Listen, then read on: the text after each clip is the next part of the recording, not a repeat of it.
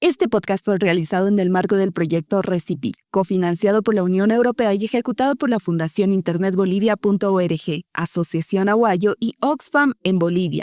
Su contenido es responsabilidad exclusiva de los autores y socios de la ejecución, y no refleja necesariamente las opiniones de la Unión Europea. Fallas en el sistema. Voces en resistencia. Fallas en el sistema, voces en resistencia no es solo un nombre, es un grito. Este podcast amplifica las voces de activistas que hackean en silencio y resisten desde el espacio digital para cuidar, sanar y luchar en el territorio digital.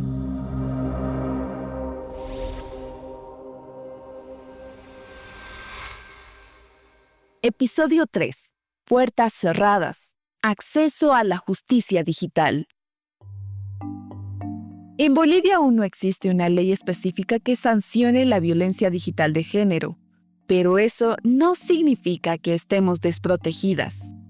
El marco normativo vigente, como la Constitución Política del Estado y la Ley 348, ya incorpora principios fundamentales para actuar frente a esta forma de violencia. La CPE, en su artículo 15, garantiza a todas las personas y en especial a las mujeres el derecho a una vida libre de violencia física, sexual y psicológica. Derechos que también deben ejercerse en los entornos digitales. Además, el Estado tiene competencias sobre sistemas de comunicación y tecnologías, lo que implica una obligación clara de proteger nuestros derechos digitales. Aunque faltan rutas oficiales, existen figuras penales que pueden usarse para denunciar, como la difusión de material íntimo sin consentimiento, y desde la sociedad civil ya se han generado guías y marcos de actuación para orientar estos procesos. La falta de una ley específica no es excusa. Sí se puede actuar, sí se puede denunciar. Aunque se han documentado aumento de casos como la difusión de imágenes íntimas sin consentimiento, el Estado no tipifica claramente estos actos dentro de la Ley 348 ni el Código Penal. Actualmente este delito se denuncia e investiga por el delito de pornografía, lo que es bastante problemático. El término pornografía implica que las personas que aparecen en las imágenes o videos han consentido que su contenido sea producido y distribuido con fines sexuales y comerciales. En cambio, cuando alguien difunde imágenes íntimas sin permiso, se trata de una vulneración de la privacidad, a la intimidad sexual. Llamarlo pornografía borra el hecho central, que se trata de violencia sexual no consentida.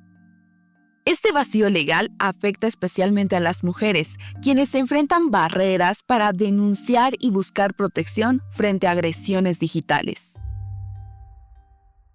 Hoy tenemos a 3 compañeras que nos van a guiar en el mundo de las leyes y normas desde una perspectiva feminista. Sé que cuando hablamos de leyes en Bolivia, el ambiente se siente lúgubre y desolado, pero es importante entender que las luces siempre abren caminos para nuevas opciones de cómo afrontarlas. Hoy damos la bienvenida a Fernanda del Estudio Olimpia, Jinky Irusta de la Oficina Jurídica de la Mujer, ambas abogadas, además activistas de derechos humanos, y Grecia Tardío, activista en diversos temas sociales. 3 mujeres que se enfocan en las leyes y en lo judicial desde una perspectiva genuina, afrontando la violencia con firmeza. Los ejemplos siempre nos permiten dar a entender este tipo de procesos, simplificando el mensaje para todas. Bueno, hemos tenido muchos casos de denuncias por el tema de violencia digital, ¿no? Especialmente usando el nombre de la víctima, voy a decir usando el nombre de la víctima, y han clonado su foto con unas fotos realmente bien vulgares, ¿no? Han querido ofrecer servicios de esa persona por las redes sociales, ¿no? Ha sido una lucha realmente muy triste, digo triste porque no hemos podido conseguir nada, a pesar de que se ha tratado en la vía legal de ver de dónde ha salido ese mensaje, cuál ha sido el IP, etcétera. pero nos hemos visto rebasados porque no teníamos, digamos, a una persona especialista en la policía, no teníamos una persona especialista en la oficina donde podamos acudir y decir, bueno, ¿qué pido? ¿Qué peritaje pido? ¿Cómo puedo descubrir esos aspectos, no? Entonces se ha quedado prácticamente ese primer caso en la impunidad. Digo en la impunidad porque no se ha logrado esclarecer nada de ese acoso digital de esa mujer, ¿no? Ha sido uno de los primeros casos que he tenido con referencia a un acoso que ha sido por las redes y que ha causado muchas consecuencias, ¿no? Tanto psicológicas, de salud. En abril del 2025, la Fiscalía General del Estado presentó un proyecto ante la Asamblea Legislativa para incluir delitos digitales, como abuso sexual digital y difusión de contenido íntimo sin consentimiento, en el Código Penal para la protección de niñas, niños y adolescentes. Este paso podría impulsar proyectos de ley para abordar la violencia digital de género. Pero hasta el momento es solo una propuesta para proteger a niñas, niños y adolescentes. Esto significa que no contamos con procedimientos, estrategias ni forma alguna de poder denunciar, ya que el proceso no tendrá seguimiento necesario. Esto genera diversas reacciones, así que nos sigue explicando la abogada Jinky. Bueno, primero, generalmente las víctimas no quieren denunciar, tienen miedo porque enfrentarse con la justicia es un camino largo, ¿cierto? Entonces, primero, generalmente, ¿qué hacen las víctimas? Borran sus mensajes, ocultan o no quieren buscar apoyo de nadie, ¿no? Precisamente porque se genera demasiados conflictos personales, ¿no? Incluso de la utilización de sus imágenes, las fotos privadas, ¿no? Entonces, bueno, primero recomendar que no están solas las mujeres, que ahora hay más instituciones que están viendo el tema de violencia digital, que si bien cuando han sufrido, por ejemplo, acoso por el WhatsApp, ¿no? Porque se van comprando diferentes números los acosadores, hay otros caminos, ¿no? Nosotros hemos hecho otro camino, por ejemplo, hemos tratado de investigar primero de dónde son los números, de dónde han salido las radiobases. O sea, siempre hay un camino, ¿no? Si bien no hay una ley todavía contra el acoso digital, pero hemos tratado nosotros como institución de ver cuál sería el camino para que esa víctima pueda estar tranquila, ¿no? Entonces, la primera recomendación siempre es buscar el apoyo, ¿no? Porque generalmente las víctimas siempre se callan. Por otro lado, Fernanda también afirma: la primera recomendación que yo les doy a las compañeras que sufren esto es poder reenviarme directamente el link de donde se le están haciendo comentarios o donde se ha publicado su video, su fotografía. Les recomiendo que saquen capturas de pantalla y que tengan testigos de esto. Es decir, que busquen personas muy confiables, porque no siempre todos quieren declarar porque piensan que declarar en un proceso las va a perjudicar de alguna manera. Quienes enfrentan violencia digital necesitan apoyo de sus círculos y de personas que puedan ser testigos. Aquellas personas que serán testigos deben escuchar a Fernanda. Primero, que pues sea una persona que ha presenciado el hecho, es decir, una persona muy cercana que ha visto, ha escuchado y pues que pueda ser considerada a través de esto testigo. Segundo, creo que tener como la predisposición, porque implica que te contactes con la investigadora o el investigador del caso y puedas ir al recinto policial en el horario que te indique, además la agenda del investigador. Tienes que estar preparada para eso y estar completamente tranquila cuando estás relatando, porque lo que hacen los investigadores es preguntarte directamente qué ocurrió en la fecha, 19 de junio a las 3 de la tarde. El papel de un testigo es vital al momento de generar una denuncia. Aporta información y más aún le da un respaldo a la víctima. Gracias, Fernanda, por aclarar este punto que a veces se queda solo como un anexo. Al reconocer que en Bolivia no tenemos normas específicas sobre violencia digital como antes ya lo habíamos mencionado, Grecia nos dice algo muy importante al usar la Ley 348 de violencia contra la mujer. cuando es un caso que está vinculado al feminismo o está involucrada alguna persona feminista, tiende a ser cuestionado el actuar, ¿no? Podemos ver situaciones en las que los funcionarios públicos o los fiscales también pueden tomar personal algunos casos y pueden incluso transgredir. Me refiero que a veces los procesos son muy largos en el tiempo, voluminosos, y por ende puede ser que no lean completamente las pruebas o los documentos en su totalidad. Entonces, también es posible, por ejemplo, que los informes no tengan coherencia en algunas o varias partes, tengan errores y aún así sean aceptados, ¿no? También he aprendido que el sistema judicial implica mucho tiempo, implica recursos económicos, emocionales. Los efectos en la salud mental causan repercusiones en las víctimas. Como se menciona en la Guía para Acompañantes de la Sociedad Civil frente a casos de violencia de género facilitada por la tecnología, el acoso puede manifestarse a través de lesiones o problemas de salud a largo plazo, como consecuencias del estrés. A nivel mental, las víctimas a menudo sufren de ansiedad, depresión y trastorno de estrés postraumático. El constante miedo y la inseguridad pueden llevar a una disminución en la calidad de vida y, en casos extremos, a pensamientos suicidas. Un estudio de National Library of Medicine lo menciona y nos resalta la poca importancia que se le da a la salud mental como un efecto adverso a la violencia de género. El Centro SOS Digital en Bolivia destaca que la violencia digital genera ansiedad, estrés, culpa, vergüenza y pensamientos intrusivos y puede impedir que las víctimas busquen ayuda por miedo a ser revictimizadas. La violencia digital de género es igual que la física, tiene efectos profundos en la salud emocional y mental. Sus consecuencias no se limitan a la esfera digital, incluyen síntomas físicos, psicológicos y cognitivos, con impacto duradero. Reconocer estos efectos es fundamental para construir estrategias de contención emocional, formación institucional y rutas de atención integral que acompañen de forma efectiva a las personas afectadas.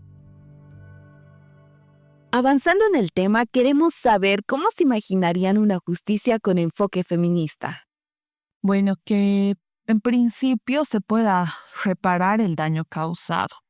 Creo que debe existir una policía cibernética dedicada exclusivamente a delitos de violencia digital, ¿no? En este sentido, creo que lo que debemos buscar a nivel sociedad y a nivel entidades públicas es que la policía y las acciones que se hagan en casos de violencia digital deben ser rápidas, eficaces. Se debe aplicar la visión de género y también de derechos humanos, ¿no? Entender que en el Internet la viralización puede ser en segundos y pues sabemos que los procesos de justicia son sumamente lentos, entonces pueden generar daños irreversibles. Primero significa que el Estado se dé cuenta que sí existe el tema de la violencia digital. Es importante que si desconocemos el tema de la violencia digital, no sabemos qué acciones o qué peritajes o cómo podemos descubrir desde dónde ha salido el número, etc. Entonces tengamos la capacidad de poder sensibilizarnos. Creo que también debe ser implementado el lenguaje apropiado para atender casos de violencia contra las mujeres y disidencias, donde existe la posibilidad de crear nuevas formas de justicia. Debemos entender que el mundo cambia y con él también la tecnología, y a la vez también las violencias van cambiando, se van dando de diferentes formas. Entonces creo que es imperante también crear nuevas estrategias, formas de justicia, avanzar con la rapidez que esto pasa. Me imagino una justicia accesible, asequible, oportuna. Para una nueva justicia relacionada a la violencia digital de género, veamos el caso de países cercanos. En México existían hasta abril del 2024 más de 60 tipos penales que hablan sobre violencias cometidas en Internet o a través de tecnologías de la información y o comunicación. Y de estos, aproximadamente 42 tipifican conductas que tienen que ver con la difusión de contenido sexual. Pese a la implementación de numerosas reformas en todo el país, las autoridades no han generado las garantías, herramientas, capacidades y sensibilización necesarias para atender las denuncias y asegurar que concluyan de forma adecuada. Esto nos hace preguntarnos, ¿una normativa específica de violencia digital de género garantiza el acceso a la justicia? Es una pregunta para analizarla con más tiempo. Sin embargo, no se debe negar la importancia de políticas públicas que respondan a esta problemática. La Organización Luchadoras de México, en su último estudio, informa: pensar en herramientas alternativas al sistema penal para el acceso a la justicia nos puede ayudar a contar con más posibilidades de abordar las situaciones de violencia, tanto de manera legal como social. Estas pueden ser colectivas, comunitarias y de autocuidado.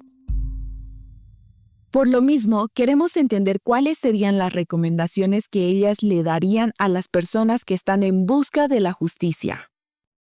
Lo primero que es la contención a la víctima, ¿no? Porque la víctima generalmente entra en crisis, entra en pánico, ¿no? Al ver que está sufriendo ese tipo de acoso. Entonces, lo primero que hemos visto, yo creo que antes de decirle cuáles son los caminos, ¿no? Si bien sabemos que no tenemos, digamos, abierta una puerta legal, ¿no? Pero primero tiene que haber la contención en crisis de la víctima, buscar el apoyo psicológico para que esa víctima pueda contener todas sus emociones, todos sus miedos, ¿no? El miedo a que su foto sea publicada, o hay víctimas que ya han sido publicadas sus fotos por las redes y ahí ya tiene problemas con su familia, tiene más que problemas, tiene miedos, ¿no? Entonces primero siempre es ver el tema de la contención en crisis. Yo pienso que es muy importante investigar sobre todo lo que implica nuestro proceso judicial. ¿Qué gastos tendremos, ¿no? ¿Qué pruebas pueden ser presentadas y cuáles no?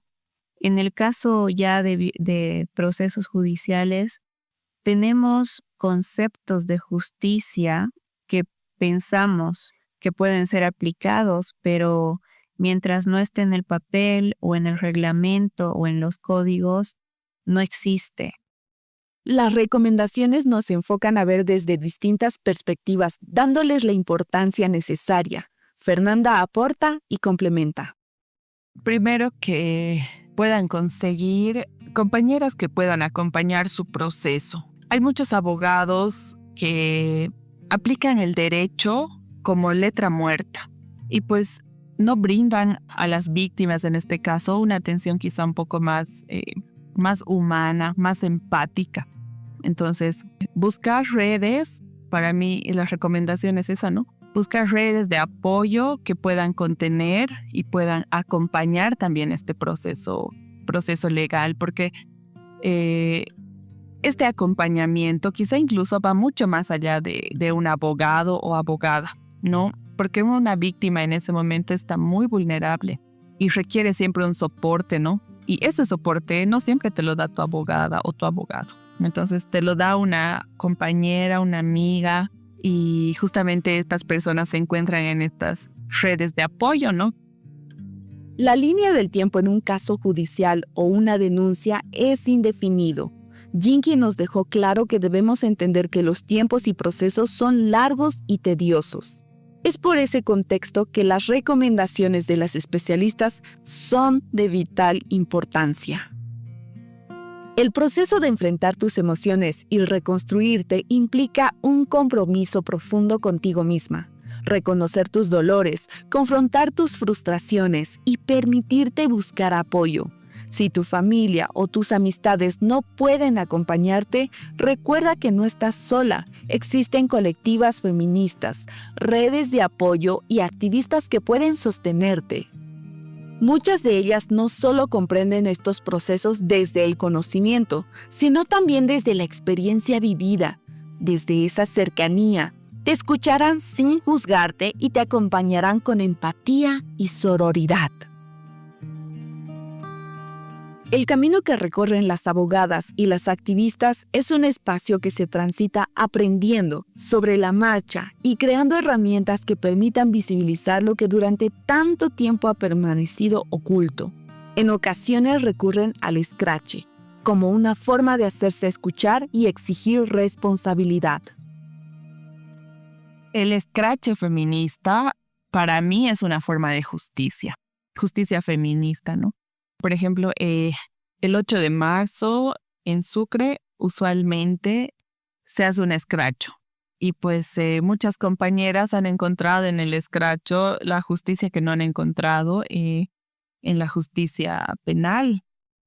Para muchas activistas, el escrache es una forma de decir basta, de poner un límite y exigir que las agresiones tengan consecuencias. Es también una manera de prevenir y de visibilizar lo que pasa, porque cuando la violencia existe, callar nunca puede ser una opción.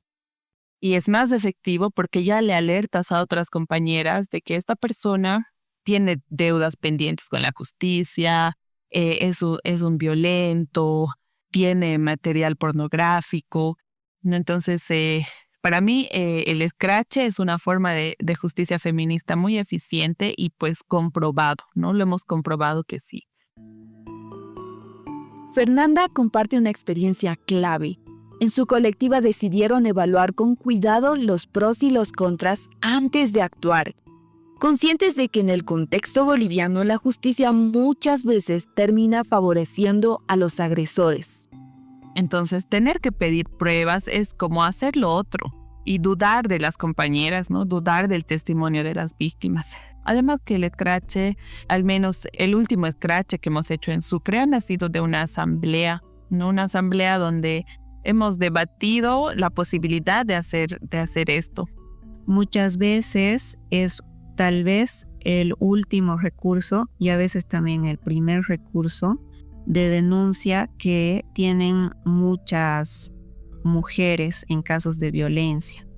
En este sentido, creo que sí existe algún tipo de acompañamiento o al menos colectividad donde se reúnen no solamente las feministas o las colectivas, sino también la sociedad en general para compartir estas denuncias públicas que muchas veces incluso después de procesos judiciales, de denuncias en la policía o en la FELCB, son la única alternativa y muchas veces desesperadas de buscar algún tipo de justicia, ¿no? Que en este caso sería tal vez por propia mano. Yo creo que sin las colectivas va a ser difícil, ¿no es cierto? El acceso a la justicia, especialmente de las poblaciones vulnerables, tienen varias fases, ¿no? Y las colectivas primero hacen el acompañamiento y el apoyo a la víctima, ¿no? Hemos visto que muchas colectivas brindan el apoyo psicosocial, otras mujeres no quieren denunciar. También puede haber el tema del acompañamiento, ¿no? Y además puedan generar confianza con sus pares.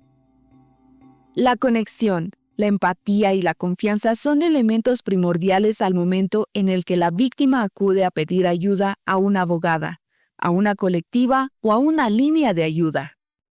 Algunas pueden manejar la ansiedad y los miedos de una manera mejor que otras, pero un proceso judicial afecta muchísimo a nivel emocional y puede generar un desborde emocional y afectar en otro tipo de espacios, ¿no? Especialmente en el laboral o, por ejemplo, causar enfermedades. Este tipo de procesos en el que una y mil veces se revictimiza a tu hija, a tu hermana, a tu sobrina. No hay que juzgar, porque para las víctimas, su familia es su círculo. Muchas veces las familias también necesitan llevar su propio proceso de cómo afrontar estos casos. Gracias a nuestras invitadas, hoy hemos visibilizado cómo va el acceso a la justicia relacionada a la violencia digital de género en Bolivia, cómo accedemos a ella y qué desafíos debemos enfrentar. Pero más allá de las cosas técnicas, hemos conocido a 3 maravillosas mujeres que son abogadas y activistas, pero con un enorme corazón y con un gran sentido humano. Es por eso que tienen unas palabras para cerrar este episodio. Por eso es importante que recordarles que no están solas, que es importante que cuiden su salud psicológica, ¿no? Porque todo el impacto emocional que puede causar el tema de la violencia digital, que les puede causar miedos, les puede causar ansiedad, culpa, ¿no? Creo que es importante siempre tratar de ser lo más objetivos y objetivas posible. Creo que tenemos que repensar siempre qué queremos con nuestra denuncia y además siempre cuidar que nuestras acciones y actividades sean de autocuidado colectivo, no solamente con nosotros mismos, sino también con otras colectivas y con la sociedad en general. Pedir apoyo es un acto de valentía. Es lo que hemos aprendido y lo que rescatamos de este episodio. Es importante trabajar en conjunto para tener políticas públicas más estructuradas en contra de la violencia digital de género, porque entendemos que no son casos aislados, sino un problema estructural. Acabamos este episodio agradeciendo a las abogadas Jinky y Fernanda, también a la activista Grecia. Sabemos que sí se puede denunciar, sí se puede defender y sí se puede acompañar. Cerramos el podcast Fallas en el Sistema, recordando que la violencia digital de género es real. Exigimos acceso a justicia, protección y reparación. Es una producción de la agencia Avanti.